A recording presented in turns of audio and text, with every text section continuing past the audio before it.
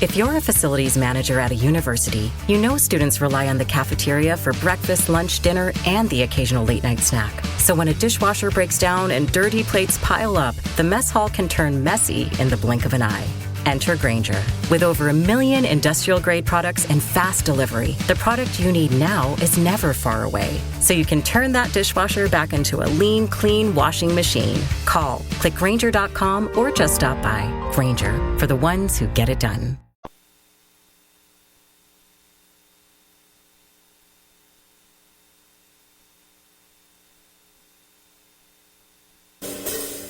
The best late-night conservative talk show in America, Sackheads Radio.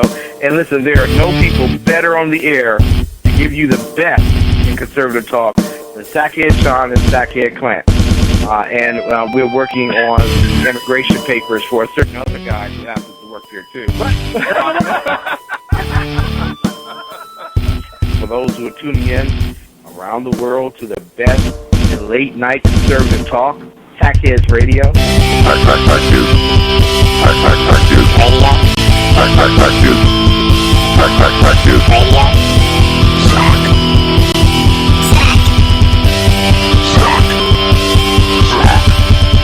best night conservative talk show in America.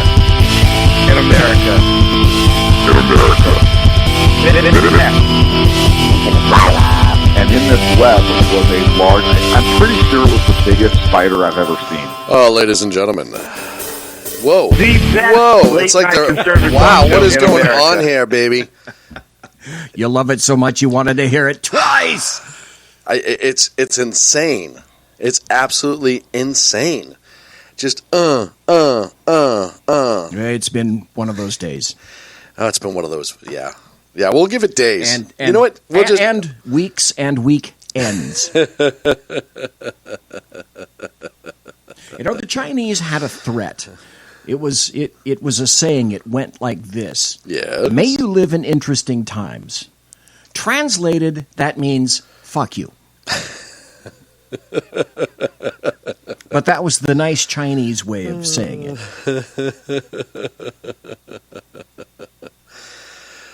Welcome to the Sackheads Radio Show live on the SHR Media Network. Thank you so much, everybody, for joining us this evening. SHRmedia.com is the website. You can also check us out on High Plains Pundit, our good friends over there who we love dearly. Make sure you jump into the chat. Join into the chat room. BZ will be monitoring the chat early. I will get in once I get all of this stuff up and running. We've got already. It's like Jersey Joe, he's playing, there's his show. Jersey Joe's in chat, and then all of a sudden it's like, boom. Now we got, Jersey Joe's in chat. We got Big Mouth Patriot, Mary Brockman, Mike, and one viewer. What number? I don't know. There is no number. Wow. So there's not even a. I know it's kind of. Here we go. Turn the thing around. Okay, now the folks can see me. The folks at home. I don't know if that's always a good thing. Like when I look at the camera, I'm like, ooh, who really wants to see this? Well, let's see. Clint, you did a very valuable thing. Yes. Now I have this camera. Oh, your camera. The board operator's camera is about 3 feet away, right? Yeah, right here. It's right here. Yeah, it's right in front. Here. But I'd say it's about 3 feet away, right? Okay, and that's good. That's a good distance. And then you look at my cam. Now, my cam is You're closer. Right there. My cam is about 1.5 feet away or so. Yes. But this is why you are brilliant. Because though he's not here tonight, I saw that you were forecasting ahead sufficiently so that you placed Clint's camera a good 4 feet away from him. Yes. In order to accommodate certain things. Honk, honk, honk, honk. So I'm just making that point. That's all I'm doing. Let me subtly say... I'm just making the point. I don't knows why I did that, but I did it. But you did. And as far as I'm concerned, that's a bit of brilliance. Yeah, well, brilliance. And of course, that's why Sackhead Clint and that's why there are no injuries. You were thinking ahead. There could have been industrial injuries occurring here in the studio. Your insurance rates would have gone up. So Excellent move on your part.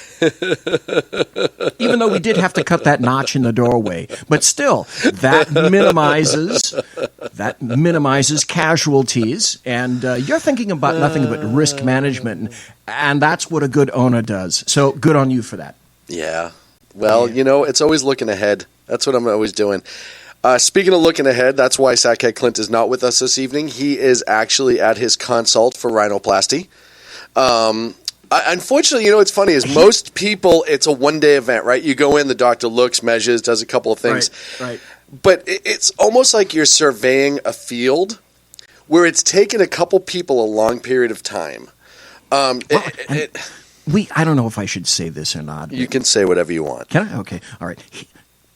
It should therefore come as no shock that so many other plastic surgeons have turned him down. Well, here's the thing, because they right? said, this is untenable. Well, so immediately they're like, oh, this is the gold mine. This is a yacht, baby. I can retire. That's right. This is not just a tune-up for my Porsche. Right. No, this is a yacht. But the question is, do I have the time and the tools? But it's almost like the person who hits the lottery and goes fucking berserk with it because they don't know what to do with it. It's overwhelming. They get in and they start measuring it. And, normally they use like a centimeter or millimeter measurement. But with his, they actually have to use a laser measurer. Construction grade, sits on a tripod. It's a big deal. Right, it is. So once he realized he had to buy all that equipment, I'm not saying that his first rhinoplasty plastic surgeon turned to drugs and alcohol. I'm just saying we hope that he has a speedy recovery. Okay, there we go. Now that's a kind way of phrasing it. But as Clint said one time, he said there has been a benefit to me going to all these FACS doctors. Yes. Is the fact that because of the amount of light required to illuminate this cavernous venue in front of them, that the lights get so hot it's burned out all of his nose hair. Right. And so he doesn't have the trouble breathing so much anymore. Well, and that's, you know what? Every day is a good advancement for him, and I appreciate that. I appreciate how hard he's working at it, and I really do appreciate the fact that he is making a difference. I just want him to get better. Whatever he wants. Just want him to get better? Oh, what? Just Listen, a big nose. It's just a big nose. But he's going to these surgeons and whatnot for consultations, and all I can say is, honestly, I just want what's best for Clint. Mm-hmm. Whatever he wants, that's what I want to. And I do too. I want what's best for him. His transition didn't work out so good a couple years ago. Yes, and that was a lot of money. He put a lot of money and time and effort into it, and we were behind him. I mean, if you've never seen Clint in a pair of heels, he felt us. We were pushing. He felt the pressure from behind. Is all I'm saying. If you've never seen Clint in a pair of heels, shame on you. It is a sight to behold. And I'm just saying we miss him, but we understand, and I can't wait to the fact for the day to come that he can walk in and not knock a glass off a counter or a light bulb out of the ceiling. It's embarrassing for the poor guy after a while, and I understand his pain. Well, it's like when you have to child-proof a house when you get new kids because you want to make sure that injuries do not occur to your children. Yeah, you kind of have to do that to the office where he works and to his home, and of course we had to make adjustments here as well. Right. But I think we owed it to him. Well, after he went to the ADA, because we weren't stocking the right size toilet paper and, not toilet paper. Kleenex, thank you. Right. We had to use, here's the thing, and it was a great choice, a great decision on your part when we went to shop towels. Yes. Well, and so I didn't realize that was part of ADA, but it was apparently, and we got that taken care of. And it's a much better thing now, for him and for everybody in here. And the cleanup makes it a lot easier. Have you ever seen confetti? You remember those little pop bottles with confetti in it? Oh, sure. That you'd pull the string and they'd go pop. Yes. And then it would just go everywhere. So what most people don't realize is when Clint uses a regular Kleenex and sneezes, that's what the room gets covered in. Only it's not as festive. It's boogerish. Yeah. And sometimes you have to take, one of those scrapers, like you'd scrape paint. You have to scrape it off the various accoutrements. Yes. That becomes festooned with that. It's funny. It's not as bad until you start using foreign language, and then for some reason it makes it that much gross. Yeah. I'm trying to put a little brainworm in there in your mind that you can see it appropriately, so that people can experience it in the fashion in which we do. Yes. And it's pretty amazing. Hey, if you're watching and you want to jump into the chat room, you can go to shrmedia.com, click on live chat, and jump into the chat room, please, or listen via Spreaker. And we're also on the YouTubes. Look at this. We've got a grand arseload of people in chat. We've got Jersey Joe. We've got Mike, Big Mouth Patriot. We got Carrie Baxter Donovan. Miss Baxter Donovan. Mary Brockman. And we have guest FF17. Whoa. Which is much finer than guest FF16. Thank you. Right. No, the 17 definitely always outdoes the 16. And that's just the way it is. There's no undoing that.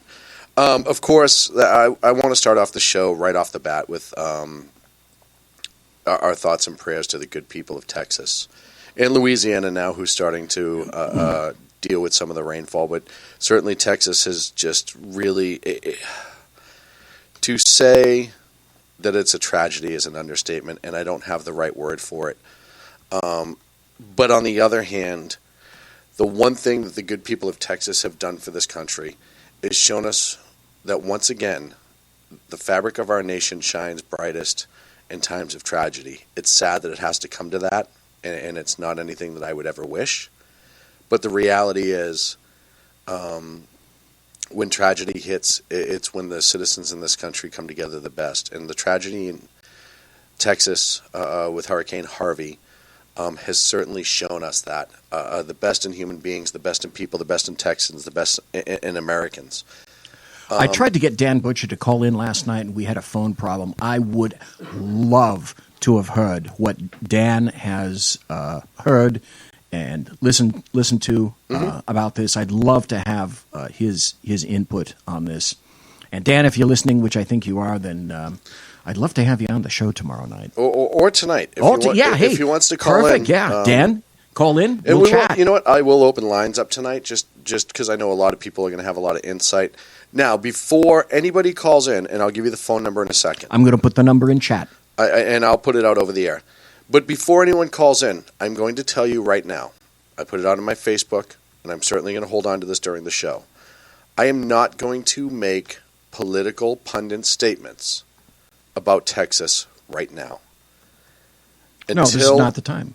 Until the rains stop and until the recovery begins, then we can discuss the politics of it.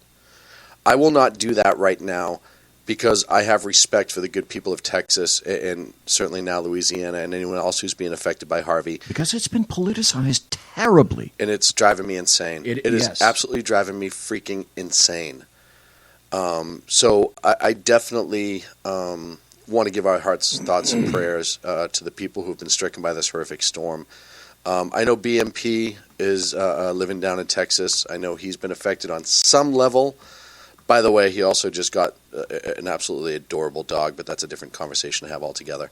And certainly we have other listeners who are down in the area.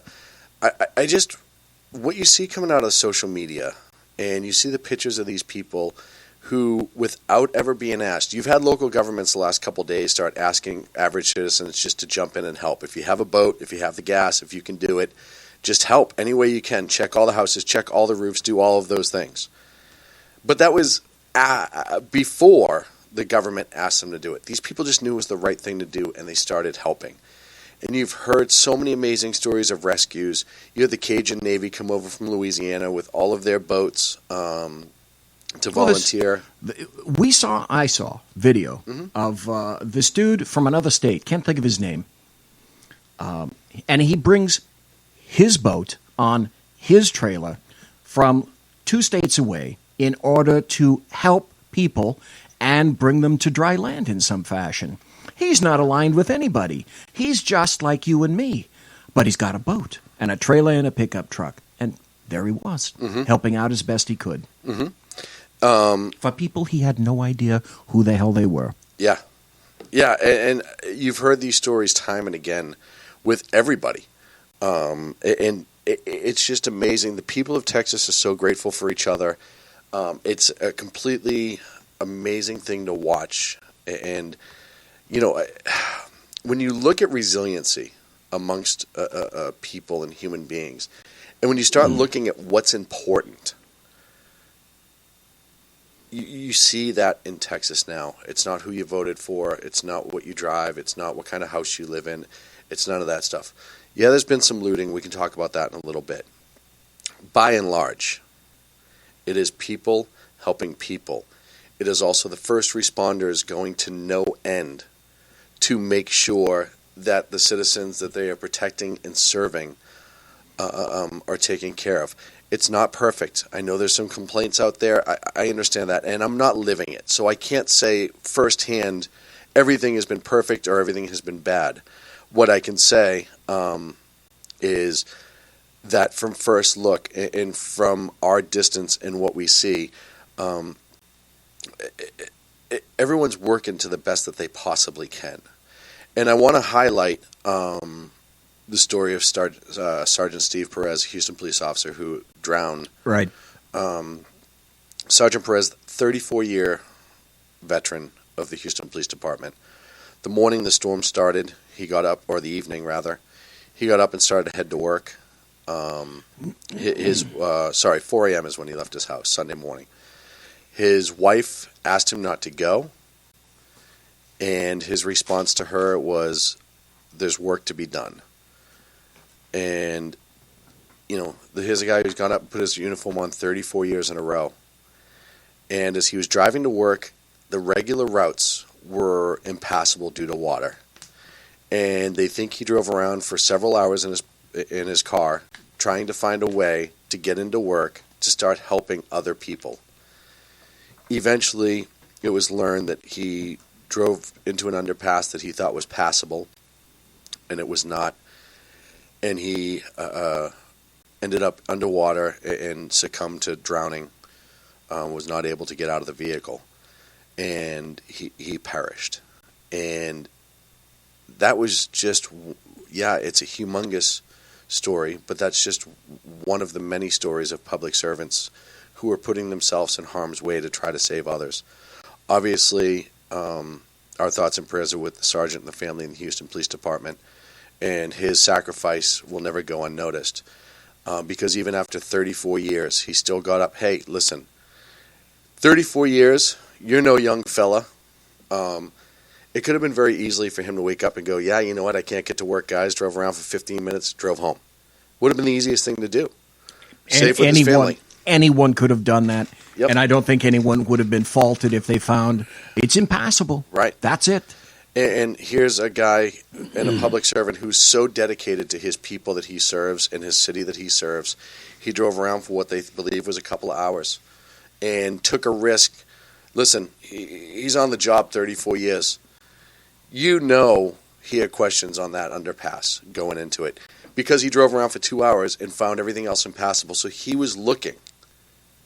He knew there was a potential every time he drove through any sort of water that if it was deeper than what he thought it was, he could be in trouble. And instead of just stopping, he continued and tried. And unfortunately, it cost him his life.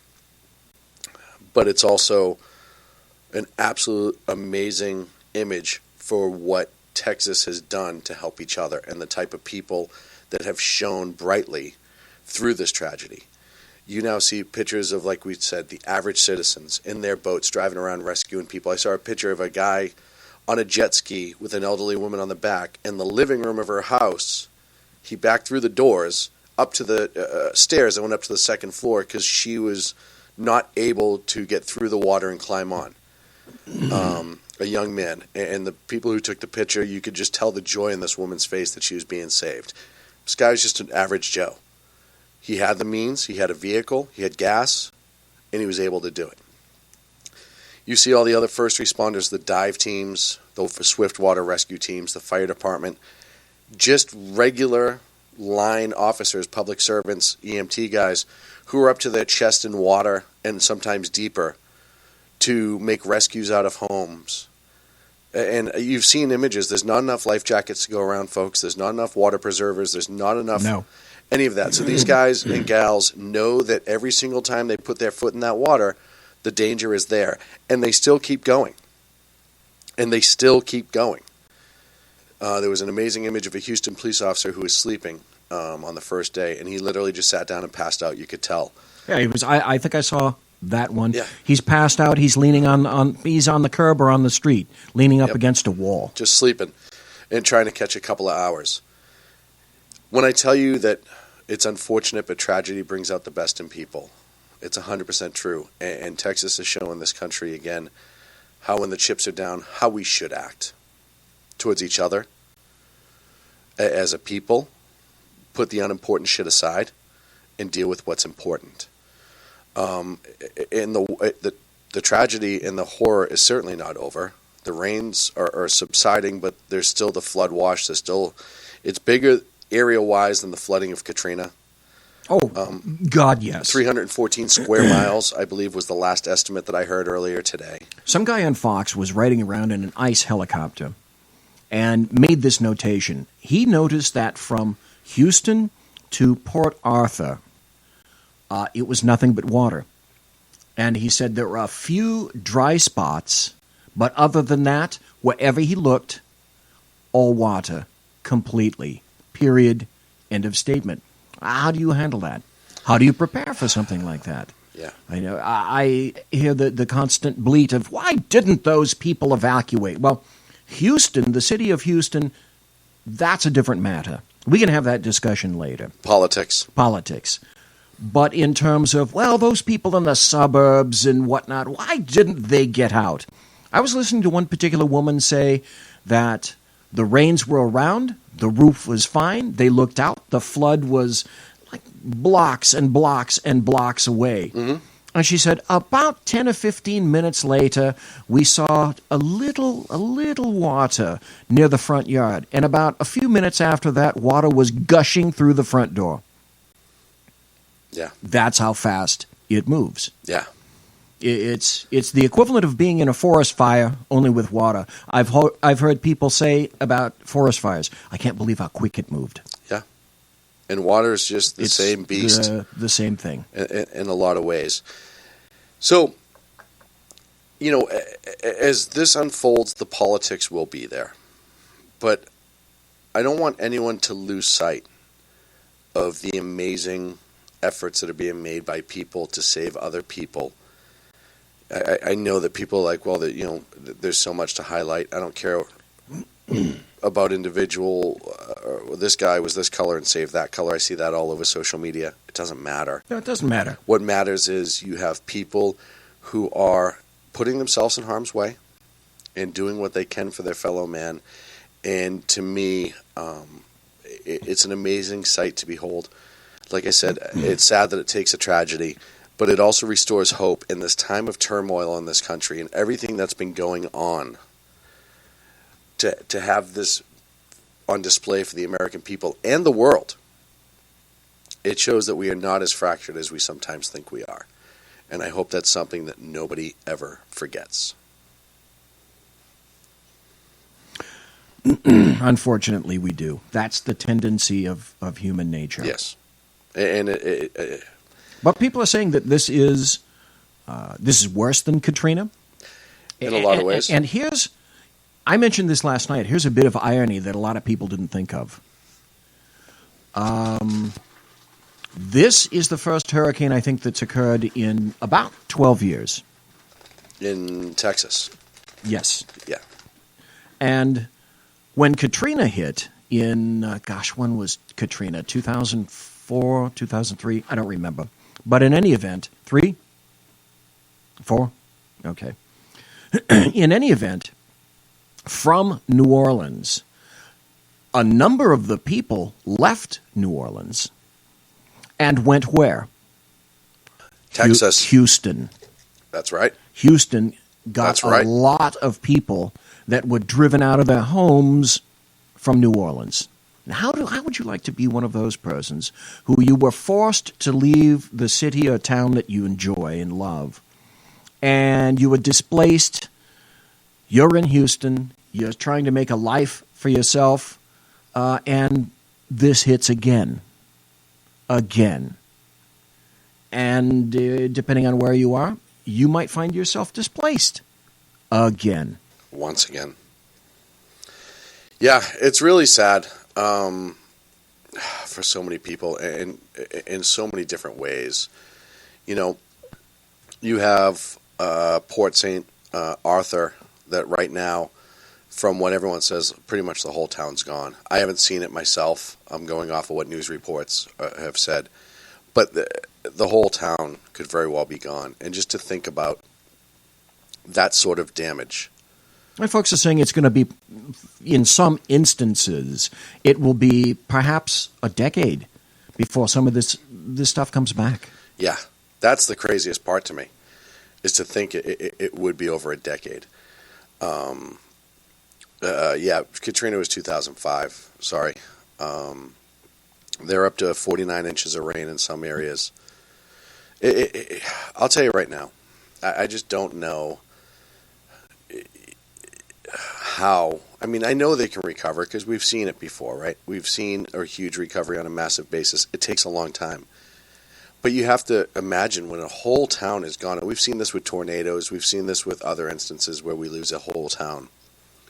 The amount of effort that goes into it from the townspeople. We can talk about insurance, federal government, money, blah, blah, blah, blah, blah. But usually it's coordinated by the local government and the people that lived there and want to return there. I know in California we see it a lot with wildfires. There was a fire 2 years ago up in Lake County. There are two fires near me. Right now? You're right now. Yeah. The Butte Fire and I think it's the Paradise Fire, which are a little bit north of me. But still, we see it again. But I'm always amazed at the resiliency of the folks who come back, rebuild, and want their. And it's so funny because I grew up in an area of pride, right? In the Northeast, we had neighborhood pride, city pride, a lot more than I've seen it in a lot of other places. BMP can certainly back me up on that. One of my oldest and dearest friends that's in chat room. But you see that in these towns of, hey, it's just not a piece of dirt or a main street or a row of stores. It's my piece of dirt. It was my property. It was my row of stores. It's my city. These are my people.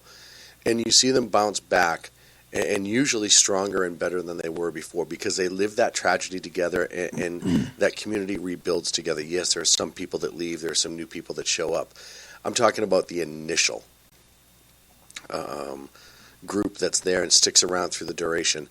And you see after the fact that it is like a family. And I can't remember the name of the town, and I'm sorry, but there was a town in the Midwest that was completely destroyed by a tornado 5-6 years ago. It was a massive tornado. I remember watching a documentary. It was a smallish town. I told you the story about the town that got wiped out in Ohio. Yes, that's right. Very much like that. And directly affected me. Yep. Even though I wasn't there. Yeah. And it absolutely did directly affect you. But I watched the documentary on this town as they rebuilt and they built together. And like they said, we are now like a family. We endured this tragedy together. We fought through it together. We supported each other together. And now we're rebuilding together. And to see that transpire and to see that get closer, and I hope the good people of Houston carry through that, and everybody else who's been struck by this tragedy, because it's not just Houston. That's the other thing I want to point out. Like I said, Point St. Arthur is gone from what everyone's saying. And there's so many other towns and cities that have been affected by this tragedy that we can only hope that the light will shine through the darkness and their rebuilding will be fast, done quickly and easily, and done right. And that the people can start to rebuild their lives and live for many, many years, understanding the gravity of what they went through and hopefully being able to have a different outlook on life. The situation is terrible, but the honest answer is the work is just beginning. It's not even over yet. The situation is not even over. The work hasn't even begun. Nope. They're still in search and rescue mode. So much more ahead of all those folks. They are. Folks, we're up against a break here on the Sackheads Radio Show. When we come back, we have a whole bunch of topics to talk about. I do want to talk about an incident that happened locally to us this afternoon, and then we'll go on from there. All that and more here on the Sackheads Radio Show live on the SHR Media Network. Conservative media done right. You're listening to the SHR Media Network. Hey, it's Sean from the Sackheads Radio Show. Also one of the owners here at the SHR Media Network. Are you opinionated? Have you ever wanted to do your own show? Have you ever heard somebody like the Sackheads and go, yeah, I could probably do that better? Well, now's your chance. Send me a 5-minute clip at sackheadsradio@gmail.com, and maybe you can be part of the SHR broadcasting team. sackheadsradio@gmail.com. Times are dark.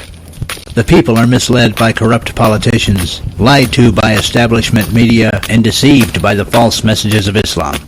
A nation looking for direction needs a guide. It needs a man with a cane. I'm Dave Milner. Join me on Spreaker, SHR Media, Pundit Press Radio, and YouTube through the SHR Media page for a different kind of commentary on the unpleasant blind guy. Because the truth is not always pleasant. In a world controlled by corrupt politicians, You got a business. You didn't build that. a team of ordinary men emerge from the ashes to give voice to the voiceless and hope to the hopeless. Sackhead Sean. Dude, I'm not saying Catholic, stupid. Sackhead Clint. All good friends of ours usually show up drunk. Also starring Sacco as the producer. I'm a little bit drunk, 'cause I'm drinking. They are the Sackheads Radio Show. Every Wednesday at 8 p.m. Pacific on SHRmedia.com. The bloviating Zeppelin. He's Bigfooted enough radio shows to last a lifetime, courtesy of Sean, Clint, Ken, and Jersey Joe. Now it's time for him to waddle on his own 2 feet via the glorious SHR Media. Gird thy loins for the bloviating Zeppelin's Berserk Bobcat Saloon, coming soon to Ossicles near you. Excelsior. Conservative media done right. You're listening to the SHR Media Network.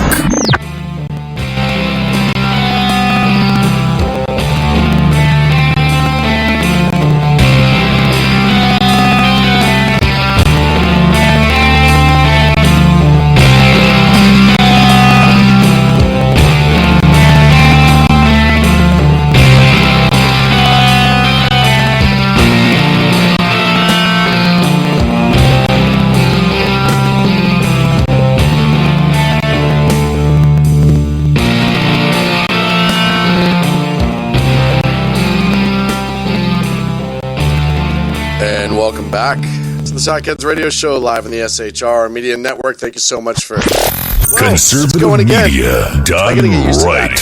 I gotta get used to that. We changed our sound input a little bit, so everybody's getting it. So it's what on autoplay now? Yes. So it just does whatever the hell it wants to. I'm not saying I'm a genius. Is really what I'm kind of getting at here. Oh, welcome back to the Where's Sackheads. Clint's T-shirt now that we need it? Fuck technology, man. Fuck it. Just fuck it. Hey, I know I said I put out the phone number early, and I will, 916-282-9806. Well, Dan was in chat, and Jane was in chat. Yes. And I hope that Dan, maybe he heard that he was invited to call. Yes. Jersey saying. Jersey Joe in chat says, fire the producer. I would love to. I would absolutely love to fire the fucking producer of the show. He sucks. Not going to lie. 916-282-9806. That's 916-282-9806. That's If you funny. are in Texas and you've been affected directly by the storm, we'd love to hear from you. Underground Professors in Texas, too. Yes. There's a lot of people we know and we're friends with down in Texas. So certainly, if you want to call in, we may answer the phone. It happens occasionally here on the Sackheads Radio Show. And we promise not to say Domino's Pizza. How can I help you? Well, no, I maybe don't. We don't. I Promise. don't promise that whatsoever. Well, I'll tell you right now. As a kid, I used to answer the phone at the house all the time. Joe's Crematorium. You kill him, we grill him.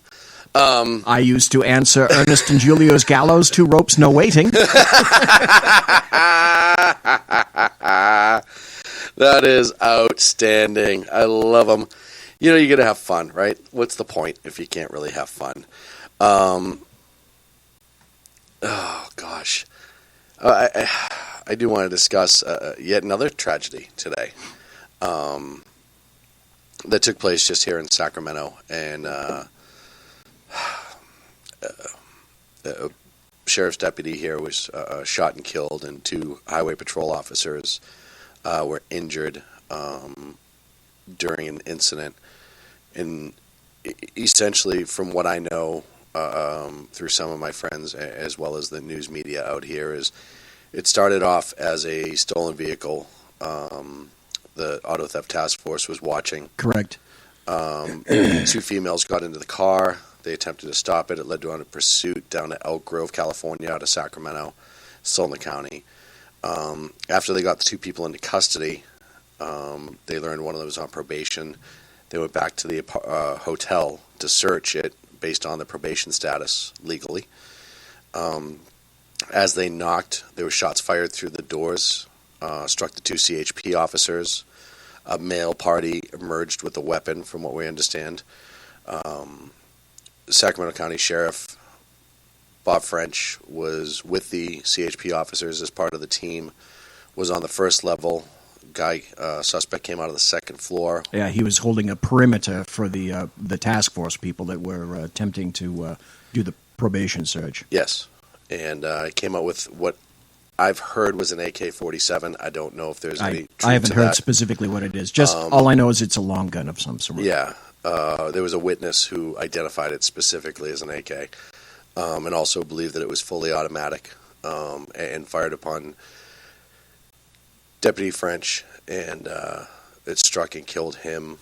There was then another vehicle pursuit where a female exited a different car that was believed to be stolen after a crash and began firing back at officers, and she was shot on scene. Truly tragic. And I know, BZ, this relates personally to you. The 2 last deputies who were shot and killed on the department used to both work for me. Yes.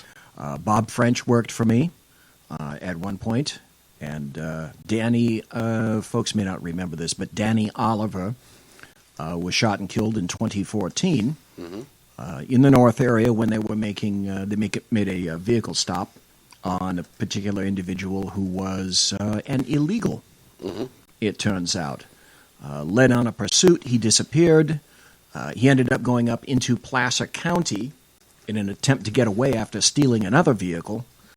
And in the process of trying to track him down, Deputy Detective Michael Davis encountered that suspect, and he shot and killed Detective Davis from Placer County as well. Just, gosh. And this was just a tragedy, obviously, and also an act of an evil person. Bob French was 52. He was married. He was living with his girlfriend. He has at least 2 kids. He has grandkids. Bob was the kind of a guy, and I know that you'll relate to this, Bob was the kind of a guy that was on the exterior, if you didn't really know him, he came off as really gruff and brusque and a big bear until you got to know him. And then once you got to know him, you found out really quick that he'd do anything for you. And, God, it's always that story, isn't it? Yep, 21 years on the department. It always seems like it's the really, really good guys.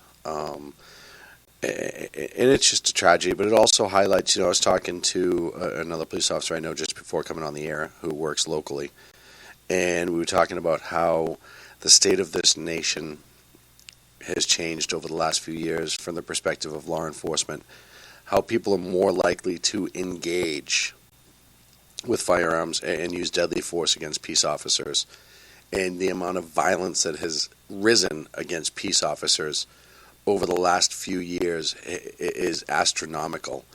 And you know, we're seeing these officers really who go out of their way and risk their lives, as I talked about earlier with Houston, for the better of their community and to do their job, which is put bad guys in jail and save lives. And the risk now to them is, you talk to any officer who's active as we speak, it's worse than it has ever been. The past 8 years have done the level best to help corrupt whatever respect for authority there was. I have so many things that I could say. I'm not going to say them here. I'm going to save that for tomorrow. Okay. I am going to cork off, but in a couple of ways that people would not suspect. I was speaking to some other folks about the incident, what happened.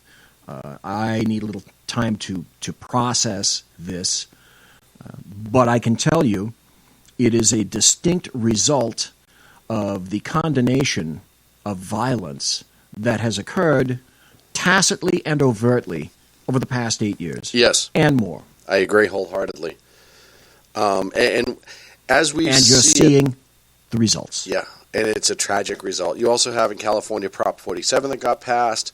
You had the other one there. I can't remember what proposition it was. Prop 57. 57. Then you had AB 109. AB 109, and that's the one I was thinking of. AB 109. AB 109 was realignment where it took offenders because of a lawsuit.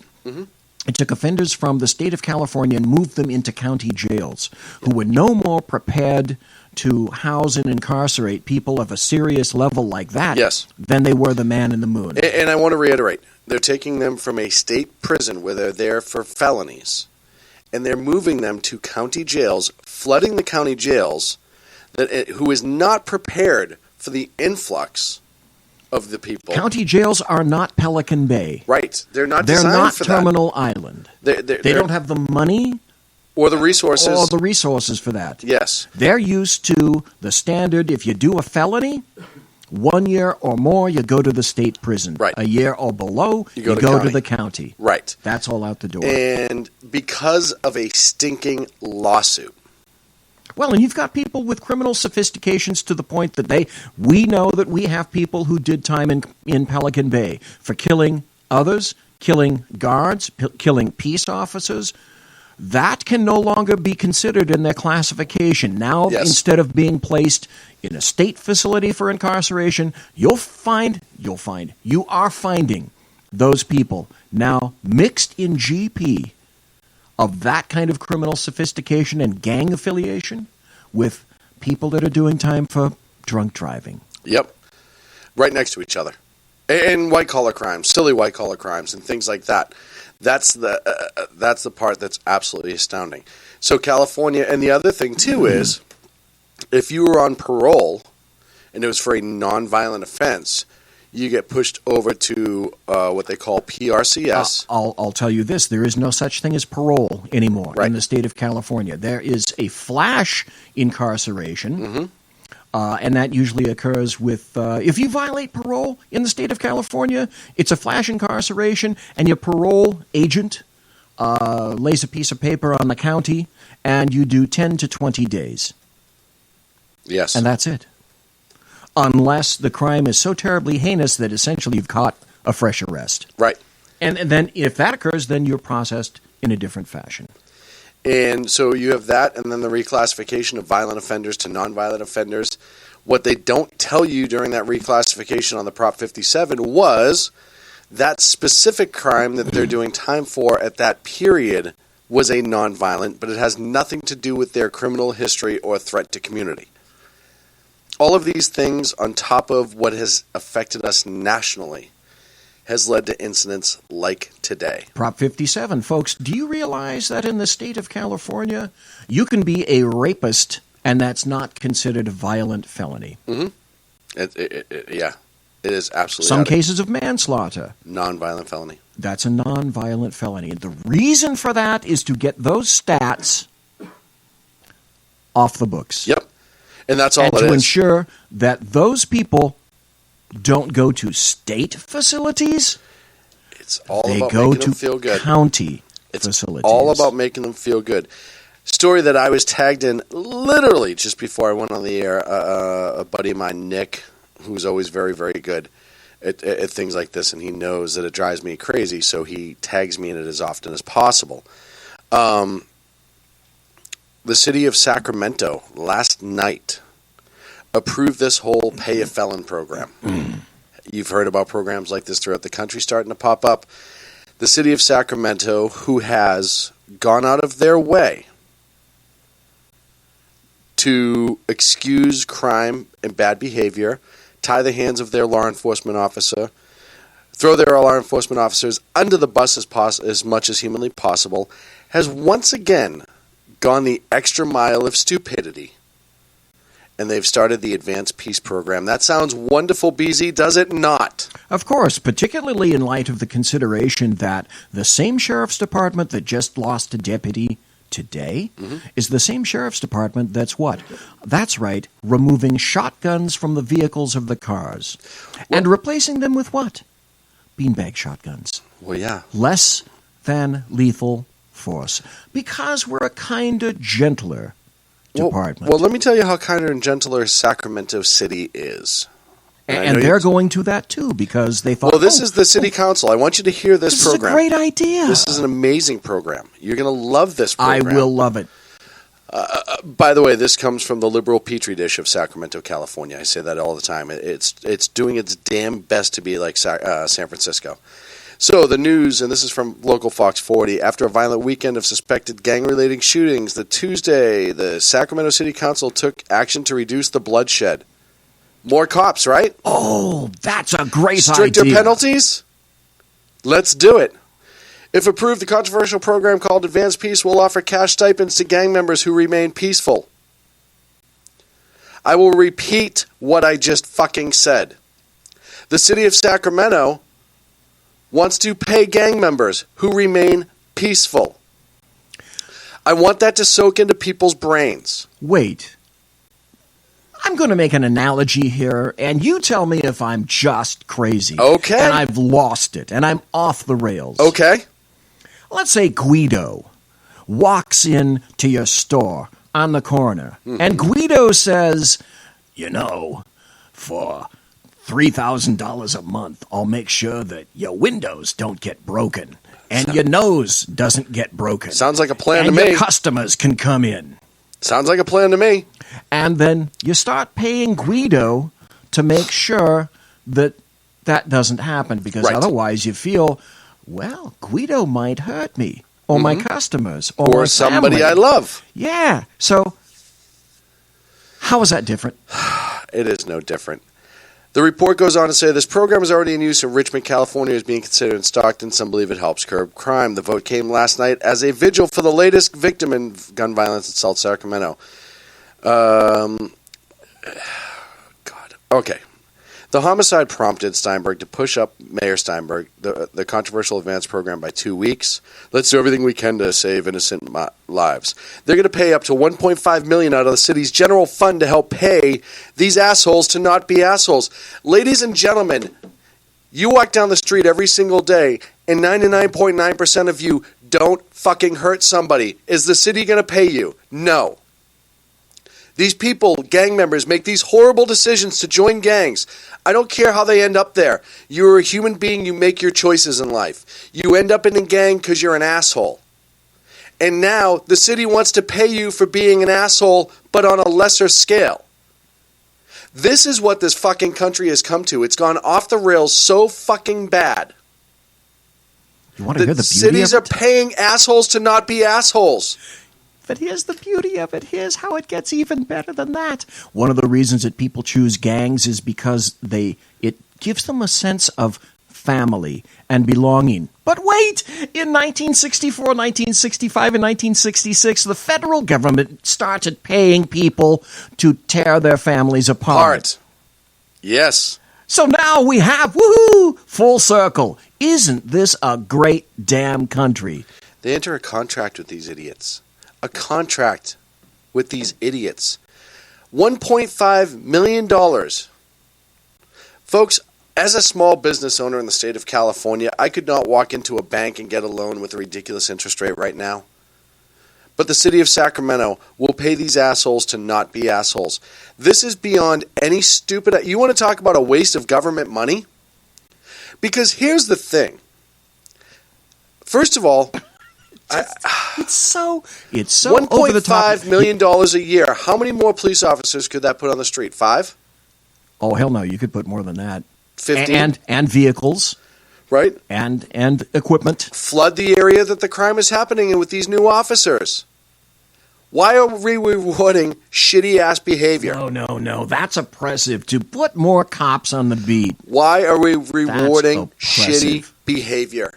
Because everyone knows it works. I just can't There's understand all sorts of this. studies proving that if you pay criminals not to commit crimes, it works. I mean, we have all these gun laws. Right. Criminals are obeying each and every gun law on the books. Nonstop. They can't help themselves, because it's can a they? law. They cannot help themselves but be good. That's right. And we know that. We've seen that in full force. The more laws we pass, the better it is for everybody. Everyone. Folks, this is what liberals do. Instead of making the decision that could actually better the community, they make decisions that gets them re-elected. We see this with Democrats and illegal immigrants. Now we're seeing this with Democrats in certain cities and gang members. Because it's not just the gang member who's going to love this. It's everybody around them who's like, oh, you know what? That was Frank. Frank was a shitbag, but at least now he's getting paid money and he can bring beer to the party. Let's start voting these people in. Well, that is a great damn idea, isn't it, then? Well, but that's what they're doing. They're just buying the votes. You know, it's amazing. I saw, and like I said, I know I won't get political about Houston, but one of the things that I saw is one of these asshole magazines, it might have been Vogue, a Salon, or one of these other ones, who said, the flood disproportionately affected black people in Houston. And I said to myself, what? Now, apparently you didn't see the other article prior to that because there are videos on YouTube and articles indicate. Well, there's one video on YouTube where you can clearly see there are a couple of families on this street, and there's a couple of black families over here on the right, and a couple of Caucasoids over on the left. And I'll tell you what, those floodwaters went right over to the black family. But it's the same thing with the crime in the South area in Sacramento, right? Damn those waters! You're saying it's disproportionate to these hood rats. And the ridiculous part of it is they need another chance, and we have to pay them. How about this? Use the criminal justice system the way it's designed. You put enough cops out there, you arrest people for doing bad things. You used to get a gang enhancement in California if you committed certain crimes and you were a gang member. You'd do additional time. Now it comes with its own friggin' retirement program. You're paying them to be gang members. You're so wrong. Just because it's worked in the past when you apply more police officers. They're city employees. And that it works. How soon? BZ, how soon not till one of these idiot gang members turns around and says, no, wait a minute, you're paying me. The city of Sacramento is paying me. So I'm an employee of the city of Sacramento. You now owe me benefits and a vacation from being a gang member. Don't think it's going to happen. In this state, it couldn't happen. It will happen. I would absolutely I will bet you the last 5 inches of Clint's nose that it will happen. They're going to have to be contractors. They'll probably be given 1040 short forms, and they have rights. They will have employee rights, and then if you want to get them off the program, no, they will have employee rights, and they'll be covered under SEIU. Yes, they'll be union members too. Won't that be grand? This is. I can and as you and I take this further and further and further, it's not ridiculous. And suggesting that yes, they could be unionized, and yes, SEIU could represent them. You and I both know that's not entirely impossible. No, because it's in California. It'll go to the Ninth Circuit Court. If it makes it that far, it'll be appealed in Sacramento to the state Supreme Court if denied, and then to the Ninth Circuit. It is quite possible that these people will end up suing for benefits and back pay. It is amazing to me. We're paying these a-holes. We're paying criminals to be less criminal. We're paying because it's their only families. We're only paying them not to be violent. Not to keep them nuclear. And then when we're seeing the results, we're paying them not to commit crimes. America, baby. America. Yes. That's the part that kills me. We're going to actually... Oh, God, I can't even. I can't even. You and I both know this is not without the realm of possibility. Just because... And this is the point. If we thought of it... Well, they already have. The Bill Mill over there already can think of it. Absolutely. And here's the thing. Even if one of those idiots can't think of it, there's going to be a lawyer who can. A shameless. Fornicalia wants to criminalize misgendering people. Yes, we talked about that last Wednesday. Now we talked about it last Wednesday. A felony theft now has been kicked up to $800. Oh, wait. Yeah. So hold on. We've decriminalized that. Now we're going to criminalize misgendering someone. Jersey Joe just had an amazing point. If they commit a crime while being paid, is the city responsible for the crime that they commit? So if you are, say, a firefighter in the city of Sacramento and you commit a crime, say, indecent assault on a patient, which happened just recently, the patient is not only suing the individual, criminal charges will be brought, but they will also sue the city's fire department and most likely get paid out. Yes. So now, if you're a gang member and you committed a crime... You did it under the auspices of the city of Sacramento, did you not? You became an agent of the city.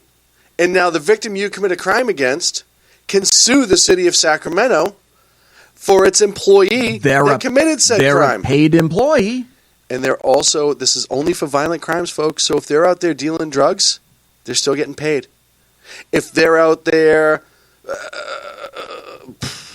running guns, they're still getting paid. Stealing cars, still getting paid. Committing fraud, still writing getting checks. Paid. Yep.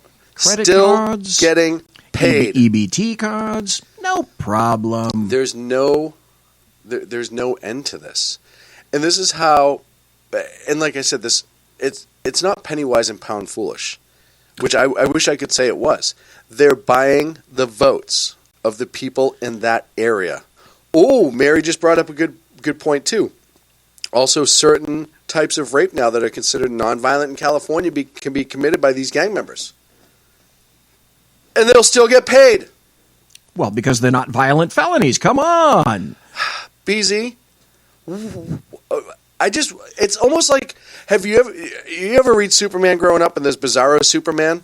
I feel like we live in Bizarro world. Yes, it is. It's when you can think of the most strange dystopian future, all you have to do is look no further than California. Yes. Which is why I so desperately want to get the hell out of this state. That should be our city motto. And Joe, I'm going to steal some of this from Jersey Joe, who's in our chat at shrmedia.com. Welcome to Sacramento, where crime actually pays. If I was the police union, the first time one of these paid gang members attacks me and hurts one of my officers, I would go balls deep into the mayor and the city council with a lawsuit for passing this jackassery. Because you're paying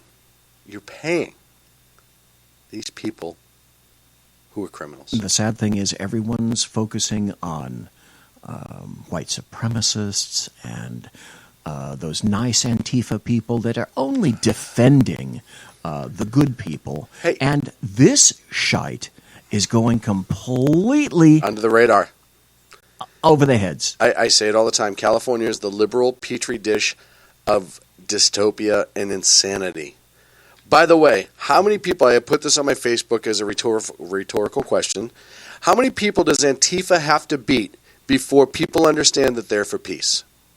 Right. How many disabled veterans, like the video that I saw today, do they have to beat before they realize right. They're just beating him for peace. They're beating for peace. That should be their motto. We are Antifa. We beat for peace. We beat for peace. Folks, we're up against a break here on the Sackheads Radio Show. When we come back, we'll open up the phones, 916-282-9806. We also have some other topics that we will get to right here on the Sackheads Radio Show. We'll be right back. In a world controlled by corrupt politicians, You got a business. You didn't build that. a team of ordinary men emerge from the ashes to give voice to the voiceless and hope to the hopeless. Sackhead Sean. Dude, I'm not saying Catholic, stupid. Sackhead Clint. All good friends of ours usually show up drunk. Also starring Sacco as the producer. I'm a little bit drunk, cause I'm drinking. They are the Sackheads Radio Show. Every Wednesday at 8 p.m. Pacific on shrmedia.com.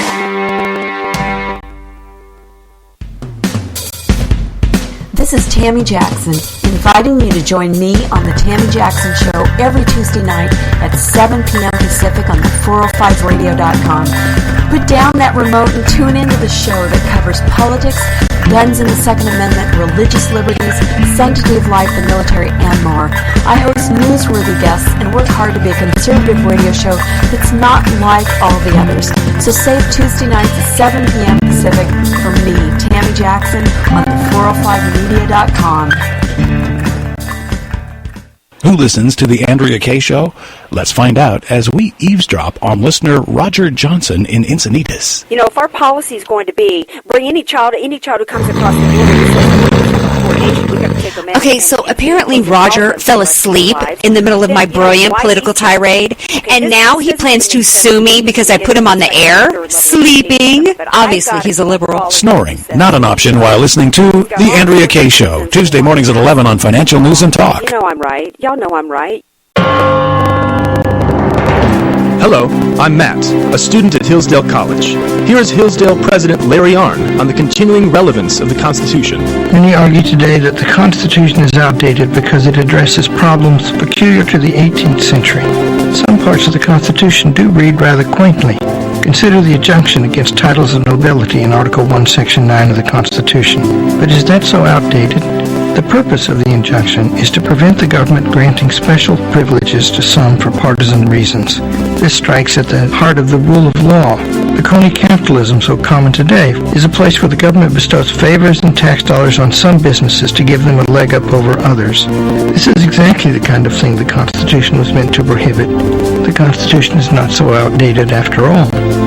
This Constitution Minute was brought to you by Hillsdale College. To join the national conversation on the Constitution, go to constitutionminute.com.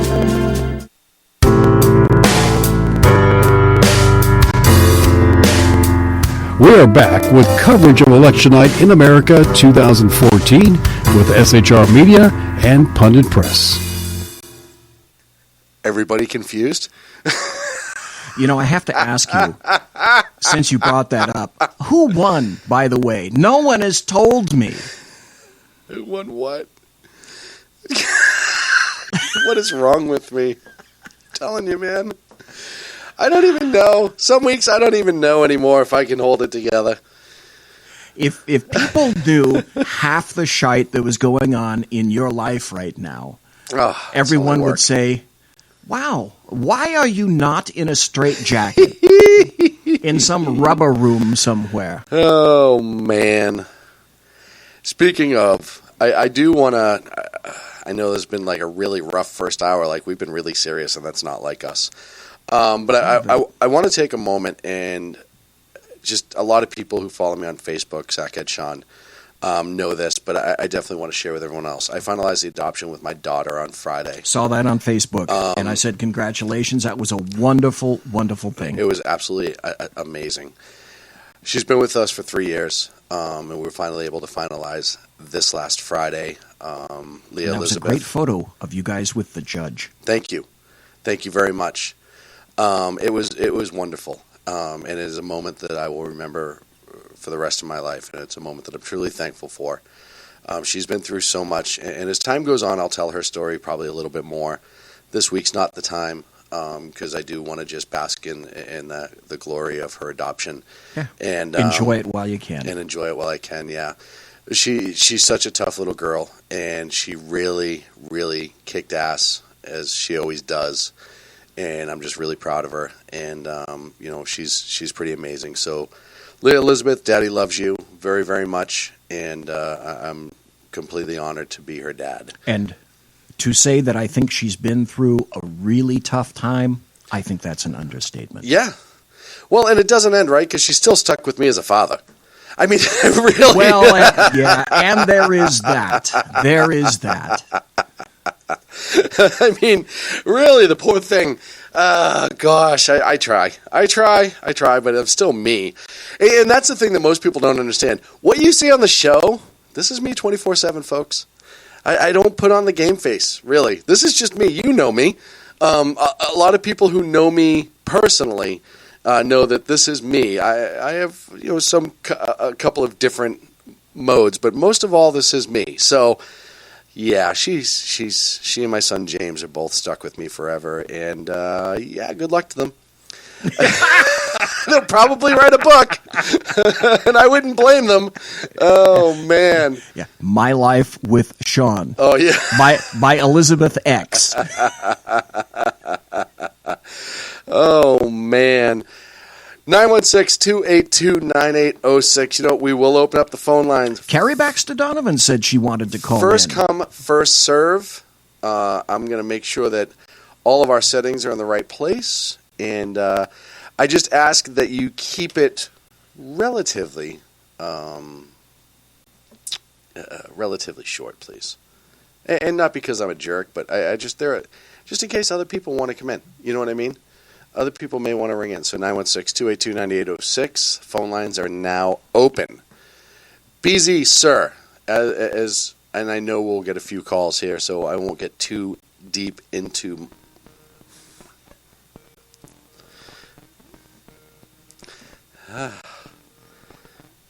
Here's the funniest part. I whoever this person is, I'm going to apologize really quick. Funny weird or funny haha? Funny haha. I am going to call them back, and I have their number, and I can do this. I'm going to call them back in about 8 seconds. And the reason I'm going to do that, BZ, is because I answered incorrectly, and the good people of YouTube would not have been able to hear them. So we're going to do that right now. I'm calling them back, in theory. And it's ringing, in theory. That's the... Yeah, that was a big problem with me on YouTube until you helped me solve that problem. And I do my best. I do my best to help everybody because I'm a helper, BZ. You are Helpy Helperton. I am the helpiest of Helperton that I can possibly help. And let's see here if it actually works. Can you hear us? I do my best to help everybody. And the answer is obviously no. Why aren't you hearing us? Hello? I can hear them. Hello? Oh, hi. Hi. You're live on the air with the Sackheads Radio Show. Hello? Go ahead and speak, monsieur. BZ, is this you again? Are you messing with me again? No. Are you my sure? phone is right here. Okay. Because you did that to me once before. I did do that one time. Yes, I did do that. But you can look at the screen right here, and you can see it's blank. So, no, it's not me. But fear not, I had a problem trying to get Dan Butcher in last night as well. I don't know. I don't know what's going on. And sometimes I think it's the manna. I think it was Dan's phone, oddly enough, last night, because you and I have wired the phone thing down pretty well. We've nailed that down. Yeah. Shall I reveal the secret that's coming, by the way? While this person considers coming in? Yeah, well, and give me a minute to make sure that I am fixing said incidents. We have a mixing board for the radio station. Yes. That's it was really great in 1946. Right. And it was really great at recording music and dance sessions, and not really made for radio.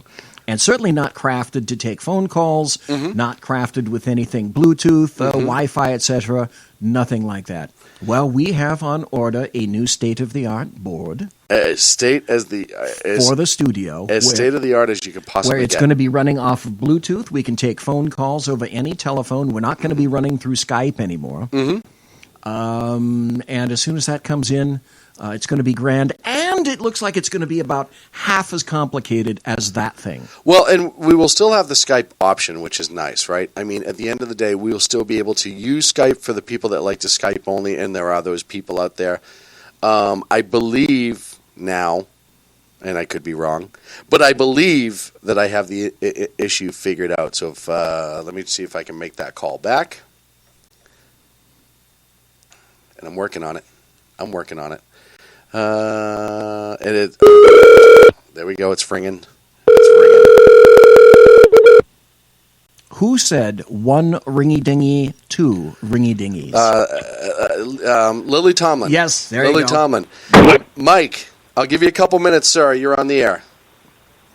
You know, you were talking about the flood earlier, and this is how bad things were with the prediction of where the storm was going, you know, in terms of, you know, what would have happened if the predictions of the storm going out to sea, then making sort of a left turn and headed up to New Orleans, especially with the fact that, well, the whole controversy in New Orleans right now is the whole pumping station issue with Mitch Landrieu and stuff, you know? Yep. And that's, you know, and that would have been as bad as, not quite as bad, but close to it, because Mitch Landrieu is an idiot. I'll agree to that.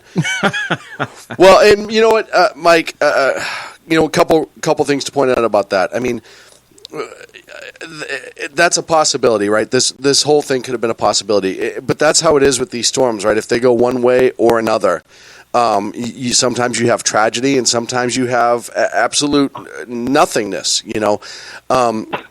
But again, you have a city like New Orleans who, after Katrina, levees and pumps should never be an issue. That's almost like a no-brainer, right? It should be something that's handled immediately and fixed without a problem, because, I don't know, when you build a city that is under sea level, right up against the ocean, and you have berms and piles of dirt that is protecting the millions of citizens from said ocean, you also may want to make sure that your pumps are working.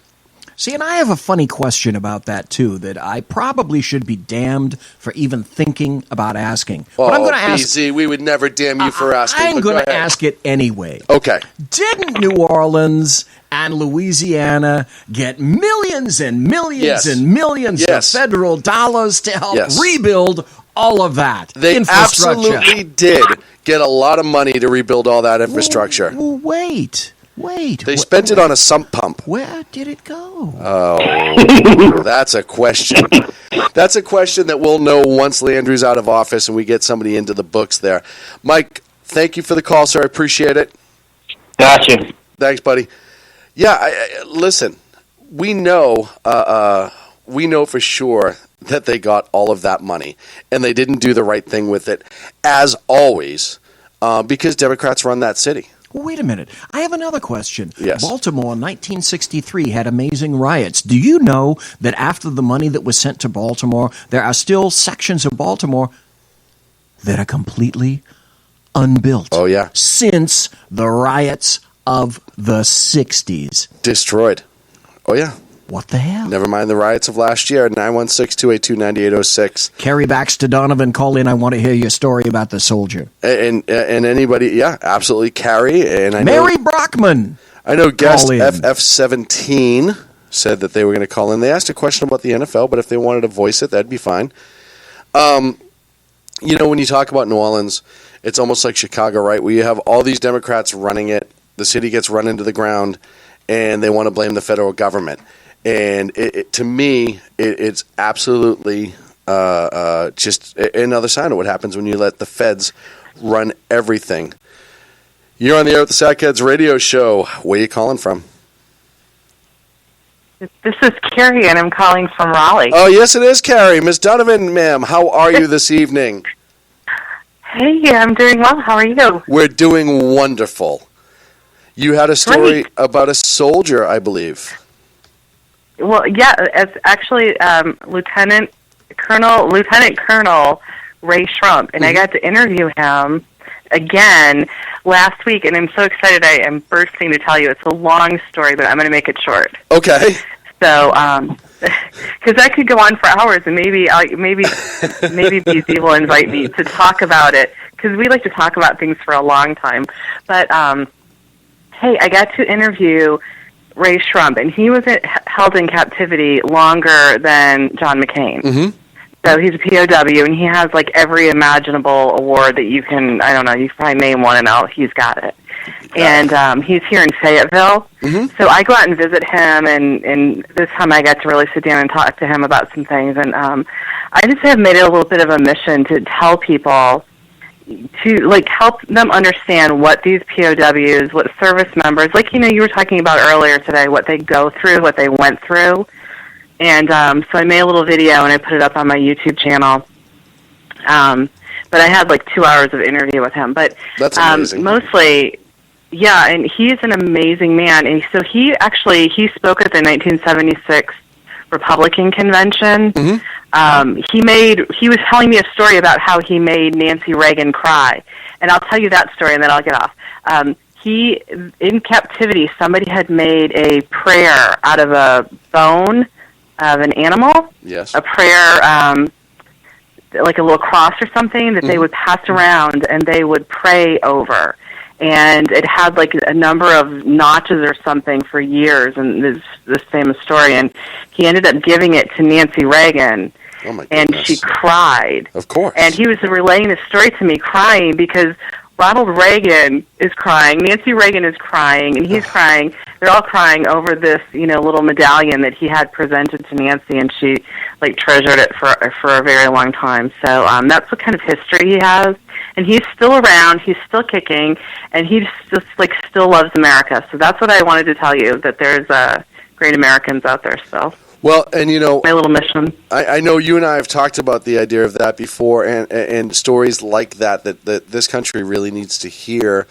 And Mike Rowe, who is nothing short of amazing in my humble opinion, is creating a Facebook show that's going to be highlighting Americans and different stories. Yep. And all the good things they do. Yep, and I think that's amazing. And Carrie, you've been doing it in your own way for a long time now. You've been doing everything you can to try to get these people and their stories out, especially Lieutenant Colonel Shrump. I know that's a story that's near and dear to your heart, and you've done some great work with him. And he's been so gracious with his time and stories with you that it's truly amazing, and I greatly appreciate it. Well, thanks for letting me tell it, and I appreciate you guys. Thank you so much, Carrie. That's my story. And you're sticking to it. Have a great night. You too. By the way, I see that Take guy care, was bye. He was a prisoner of war for 5 years, Yes. from 68 to 73. He has 2 Silver Stars, a Legion of Merit, a Purple Heart. This guy has awards like crazy. So God bless him. Yeah, no, he's truly an amazing human being. And Carrie actually told me a story about him a long time ago, the first interview, and I heard it. And to hear him talk, and you want to talk about a guy who is just amazing in telling his stories and getting you gripped into it. It's not just the story, it's the presentation of the man. That's astounding. 916-282-9806. I would love to bring a guy over here, but unfortunately he charges for his speeches.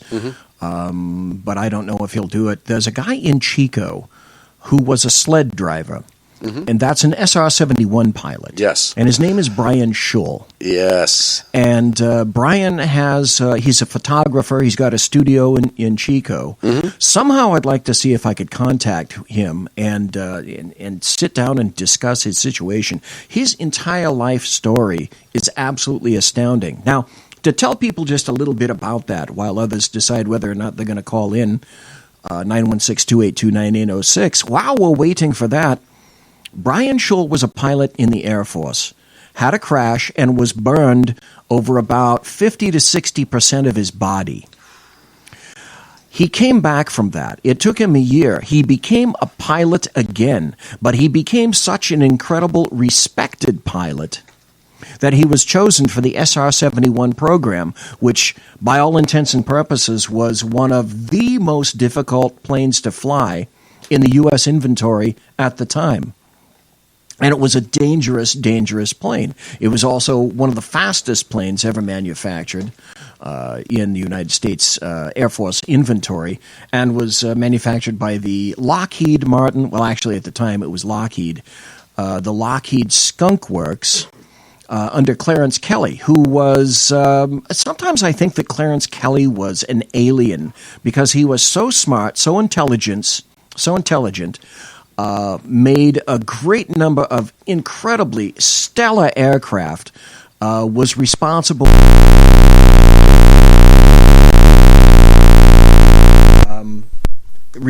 for the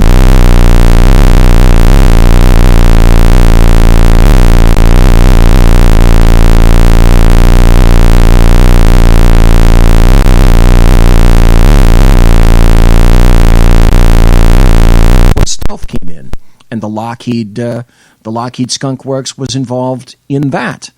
In any event, Brian Schull was a sled driver and has an astounding life story to tell. You know, and all these people that we could talk to and listen to, we need to have people like this, because we need to realize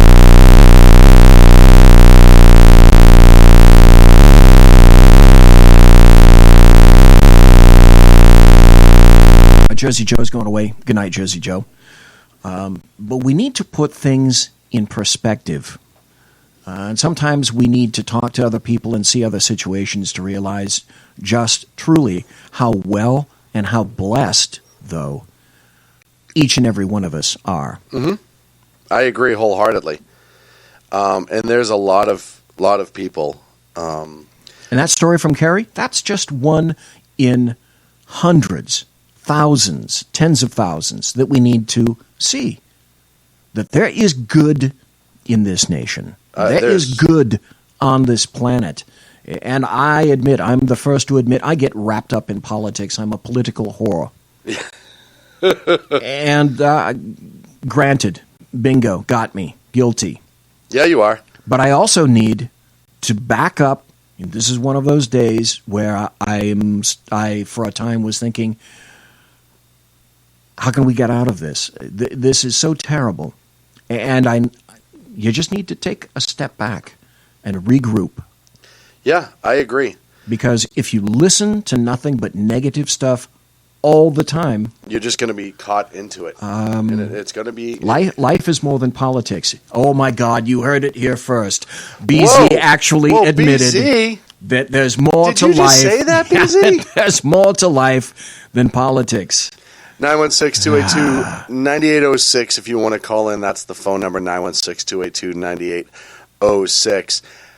More than politics. I cannot believe those words just came out of your mouth. Yeah. Okay. You probably won't hear that again for a really long time. So, BZ... we got a ton of stuff up there. What are you going to We do have a ton of stuff. I'm looking right now. I want to end the night with North Korea because I think that'll take the longest. We'll pick it up after the break. I do want to talk really quickly. We obviously talked about Antifa, this time down in Berkeley. The same thing that we've seen before out of the Berkeley PD, nothing. And people were beaten. I know I made the joke earlier about Antifa, how many people have to get beaten before you realize they're for peace. Listen, Antifa is still Antifa. Nothing has changed in the last week since the last time we talked about it. They are the brown shirts of the modern age. They are for an uber-left fascist group. They will say communists, whatever. They are all about using violence to get their way. They're about silencing anybody that opposes, either through violence or protest or other means. And they're assholes. And they are everything that's wrong with this country right now. Oh, God, it's absolutely insane to me. I took the Berkeley PD to task last night already at length, which is one of the reasons that I went into a half-hour overtime. I had a 2.5-hour show last night. You did last evening. Because I got on a tear and kept on. Now there's information. Chief Greenwood of the city of Berkeley admitted this past weekend, the people of Patriot Prayer went to Berkeley, if for no other reason than to say that they could. They are a group of peace. They are First Amendment believers. They are not white supremacists. Right. They hate all that white supremacy stands for, and they're all about peace. Yes. And they were not allowed. As a matter of fact, they were abjectly beaten. Yes. Then they were pepper sprayed. Then they were handcuffed by Berkeley PD and moved away. Then they were released by Berkeley PD. Chief Greenwood said that the reason that he didn't move his people in is because he was afraid there was going to be more violence. Right. Well, nothing draws a crowd like a crowd. It's an if-then situation. And we knew it already before. The first riots, the Milo Yiannopoulos riots, we knew. Any good right-thinking individual knew that there was collusion between the mayor of the city of Berkeley, Jesse Arreguin, who is a by any means necessary sympathizer, which means he's Antifa, called the chief of police in the city of Berkeley and the chief of police in the UCDPD system and made sure that those elements of law enforcement pulled away. An if-then situation. He admitted it from this weekend, so we know for a fact that's exactly what happened the last time in those riots. Property destroyed, things burned, people hurt, cops stand back. Yes. And then I also pointed out this. You love Boston. You're from Boston. Hey, what happened at those Boston riots about a week and a half ago? Boston PD moved in swiftly. Yeah, not much. That's what a professional law enforcement department looks like when they handle a situation like that. And there was some violence. There was no violence whatsoever would be exaggeration. No, but they handled it. They did their jobs. Yep, they separated. We talked about it last week. They actually brought in their paddy wagons. I know I'm not supposed to use that term, but their prisoner transport wagons. But they did it to protect the individuals who were there with a permit and having a protest, if you will, for free speech.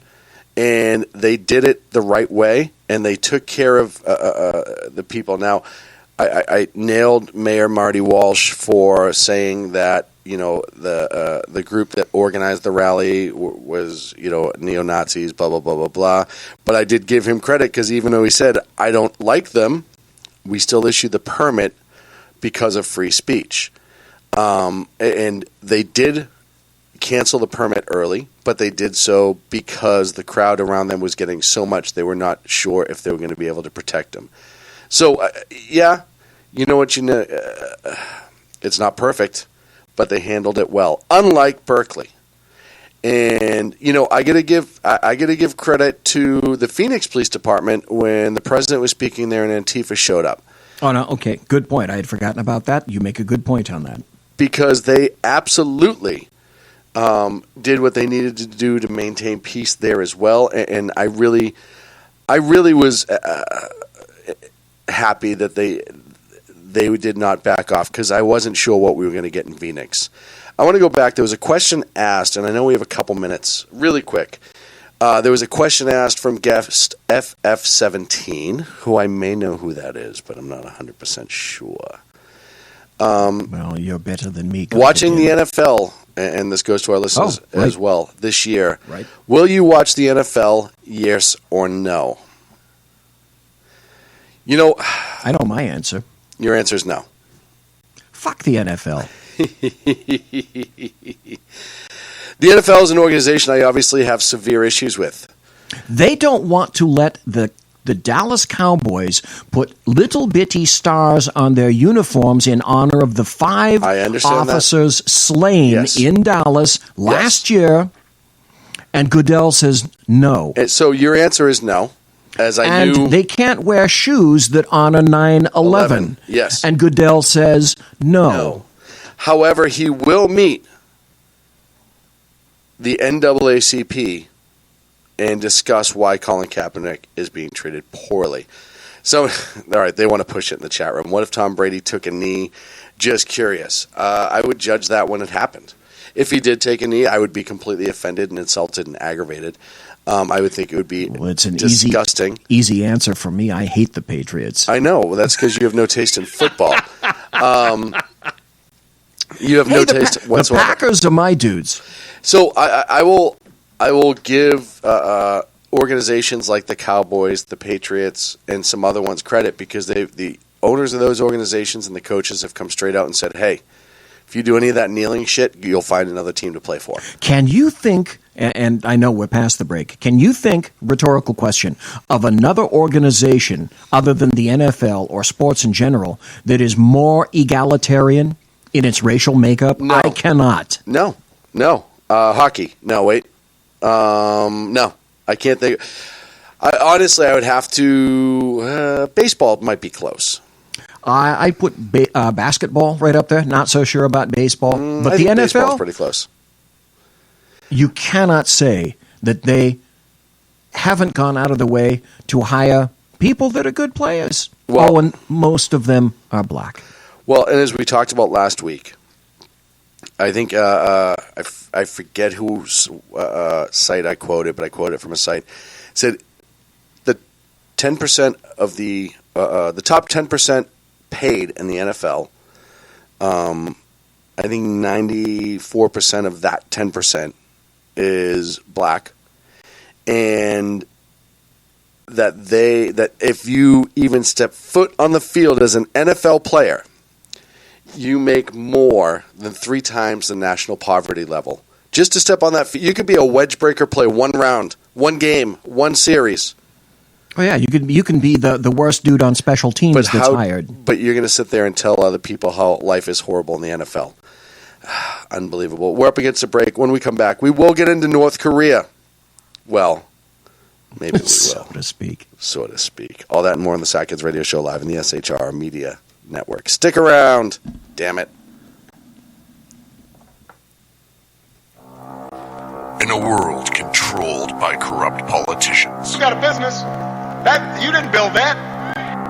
a team of ordinary men emerge from the ashes to give voice to the voiceless and hope to the hopeless. Sackhead Sean. Dude, I'm not saying calf was stupid. Sackhead Clint. All good friends of ours usually show up drunk. Also starring Sacco as the producer. I'm a little bit drunk, cause I'm drinking. They are the Sackheads Radio Show. Every Wednesday at 8 p.m. Pacific on SHRmedia.com.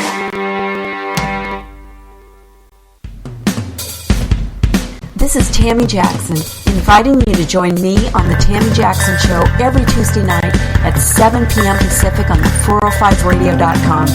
Put down that remote and tune into the show that covers politics, guns and the Second Amendment, religious liberties, sanctity of life, the military, and more.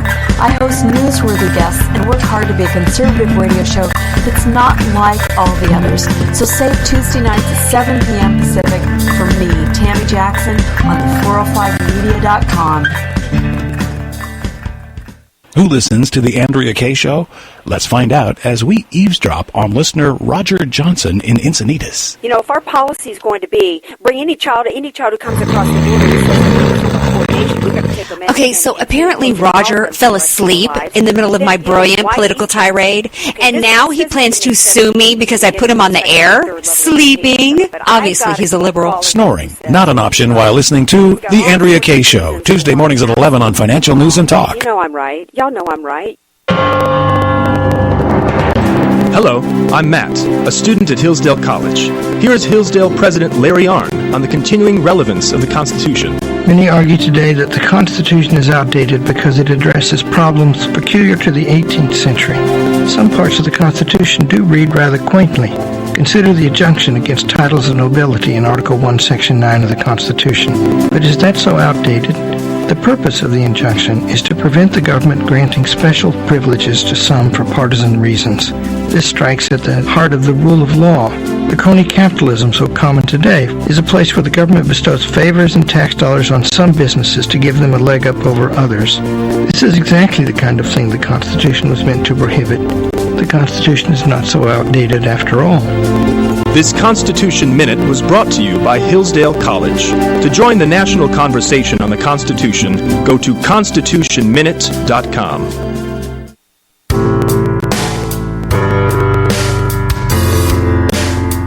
We are back with coverage of election night in America. Conservative media done right. You're listening to the SHR Media Network.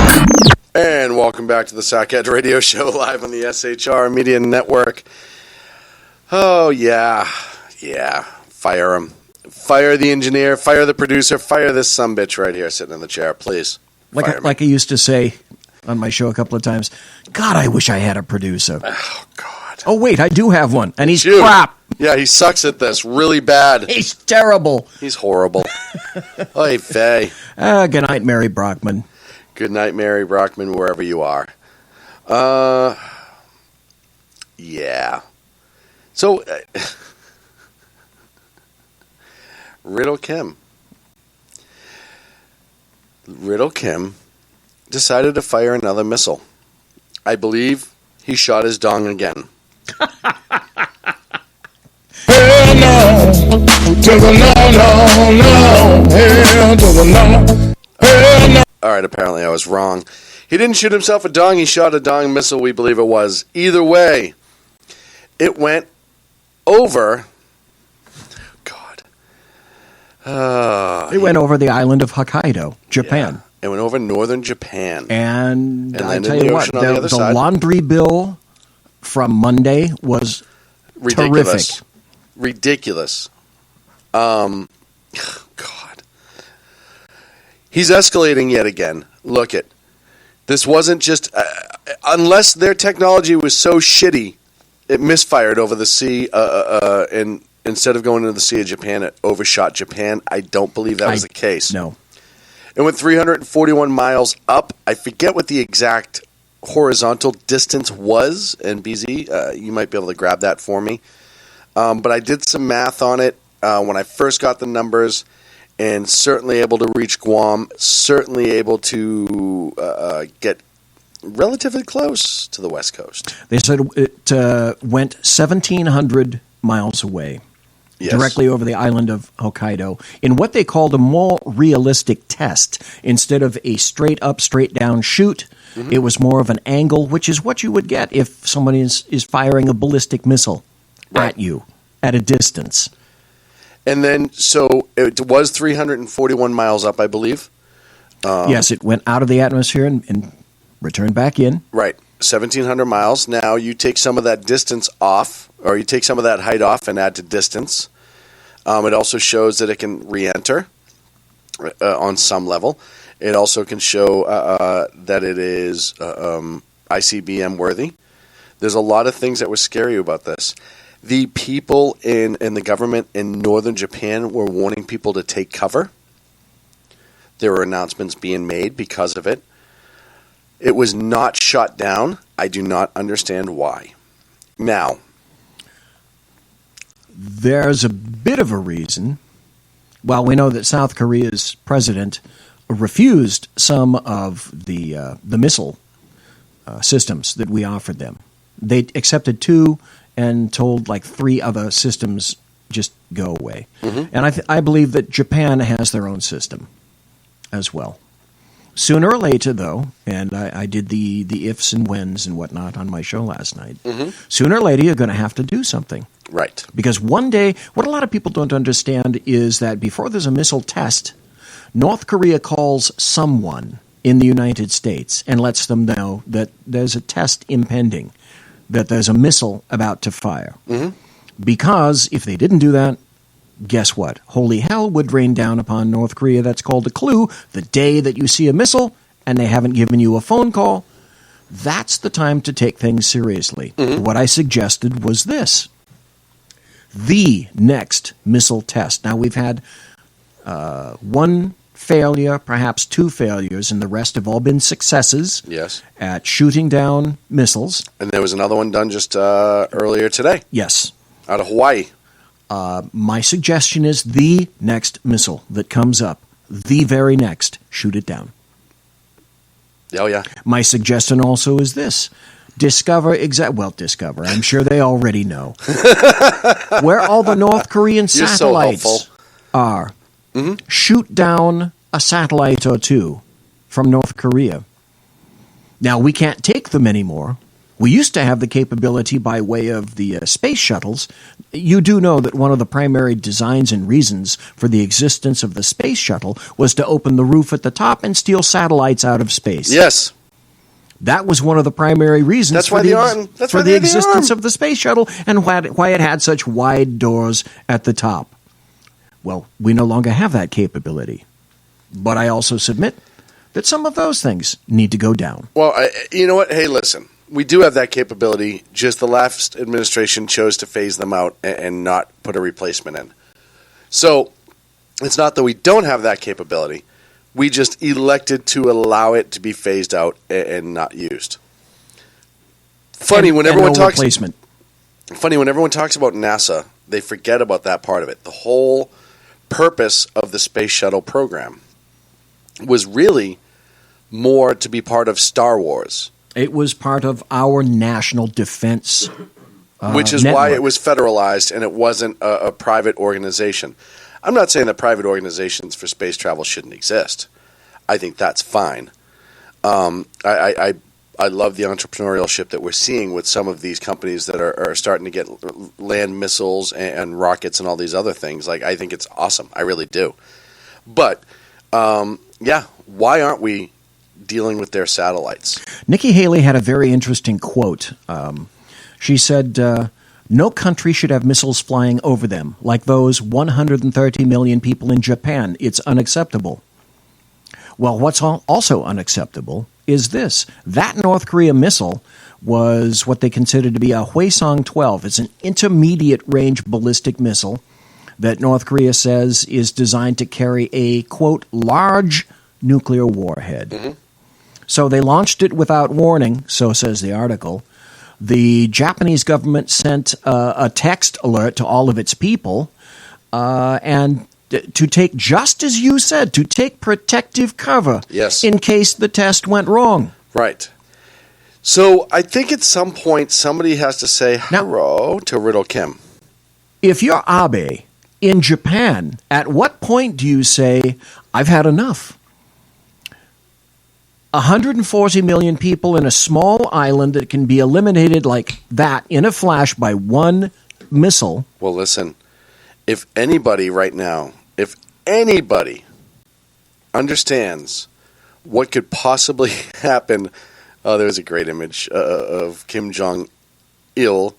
It could also be his kid right now threw a pair of glasses on him that was just posted in our chat room at shrmedia.com. If any country understands what it's like to survive nuclear devastation, it is the people of Japan. I certainly would not blame anyone in the Japanese government if they took defensive action against these missiles for their own protection. Look, you could say what you want, and I know Clint has a problem with the Japanese government having certain offensive weapons, etc. We can go into that. I don't care who you are. It's almost like you have to, right? No nation should live under the shadow of a nuclear threat from a rogue government. Well, like I was saying, it's like conditioning almost. Under a dictator that is absolutely unpredictable in his behavior. Right. The only predictable thing about it is that he's a loon and he's unpredictable.